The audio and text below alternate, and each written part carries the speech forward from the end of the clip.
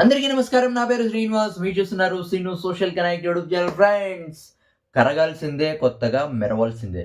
ఏంటి బ్రో వారణాసి ఈ సినిమా గురించి అప్డేట్ అంటే దీని గురించి మనమైతే మాట్లాడుకుందాం.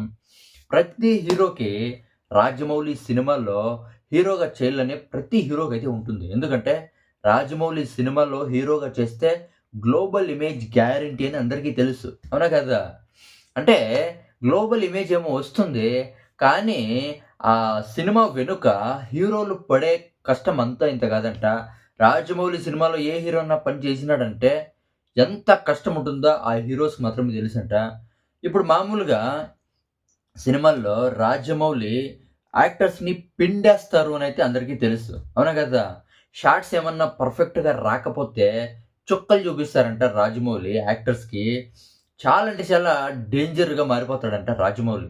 ఆల్రెడీ రాజమౌళి డైరెక్షన్‌లో వచ్చిన 'రామ్ చరణ్', 'ఎన్టీఆర్' తర్వాత 'ప్రభాస్' వీళ్ళందరూ ఇంటర్వ్యూస్‌లో నవ్వుతూ రాజమౌళి చేసే పనుల గురించి చాలా అంటే చాలా ఎక్స్‌ప్లెయిన్ అయితే చేసినారు. అవునా కదా?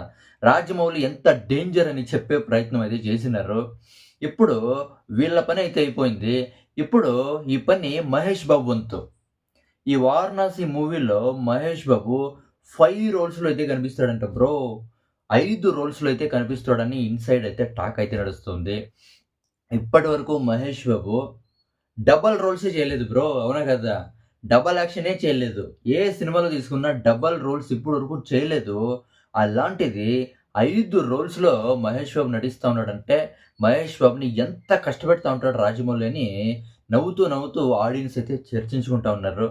అంటే Mahesh Babu 5 రోల్స్‌కి body language change చేయాలా, తర్వాత వాయిస్ మాడ్యులేషన్ చేంజ్ ఉంటుంది. అవునా కదా? రాముడు, రుద్ర మనకు తెలిసిండే క్యారెక్టర్స్. మనకి తెలియని క్యారెక్టర్స్ ఇంకా 3 క్యారెక్టర్స్ అయితే ఉన్నాయంట. Total 5 characters. ఎంత కష్టపడతా ఉంటాడో మహేష్ బాబుని చాలామంది నవ్వుతూ అంటే చర్చించుకుంటా ఉన్నారు. అంటే రాజమౌళి గారు అంటే ఒక్క పాత్రకే 100 టేకులు తీసుకుంటాడని ఆల్రెడీ పేరుంది. అవునా కదా? అలాంటిది 5 పాత్రలున్నాయి కాబట్టి 5 పాత్రలకి ఇంకా ఎన్నెన్ని టేకులు తీసుకుంటాడో మహేష్ బాబుని ఎంత కష్టపెడతారని చాలామందైతే చర్చించుకుంటున్నారు.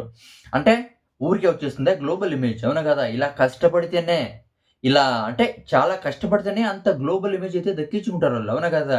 ఊరికేనే రాజమౌళి సినిమాలో పోయి యాక్టింగ్ చేసి వచ్చే కంటే అదేమన్నా జరుగుతుందా? అదే గ్లోబల్ ఇమేజ్ రావాలంటే అది కాకుండా 1000,00,00,000 బడ్జెట్ ఇది. దాదాపు 1000,00,00,000 బడ్జెట్‌తో తెరకెక్కుతుంది కాబట్టి, అది కాకుండా చాలా అంటే ఇప్పుడు ప్రపంచమే ఈ సినిమా వైపు చూస్తుంది కాబట్టి, రాజమౌళి గూడా ఎక్కడ తగ్గుతానే ఉండలేదంట. ఈవెన్ మహేష్ బాబు గూడా చాలా అంటే చాలా కష్టపడుతా ఉన్నాడు. ఆల్రెడీ మొన్న గ్లింప్స్ పెద్ద ఈవెంట్‌లోనే చెప్పినాడు. ఒక లైఫ్ టైమ్ ప్రాజెక్ట్ అని. అవును కదా! దీనికోసం ఇంకా ఎంత కష్టపడుతున్నాడో మనకంతా తెలుసు. అదే చెప్తా ఉండేది. 'జక్కన్న' చేతిలో ఏ స్టార్ హీరో అయినా కూడా ఒకసారి అంటే రాజమౌళి చేతిలో పడ్డాక కరగాల్సిందే, కొత్తగా మెరవాల్సిందే అని పెద్ద సోషల్ మీడియాలో అయితే ట్రెండింగ్ అయితే అవుతుంది. ఇంకా చాలా అంటే చాలా కాలం అయితే ఉంది. 1 ఇయర్ పైనైతే ఉంది ఈ సినిమా రిలీజ్ అయ్యేకి. అప్పుడే ఎంత క్రేజ్ తెలుసునా ఈ సినిమాకి. అవునా కదా! ఇక దీని గురించి మీరేమనుకుంటారో కామెంట్ అయితే చేయండి. బై.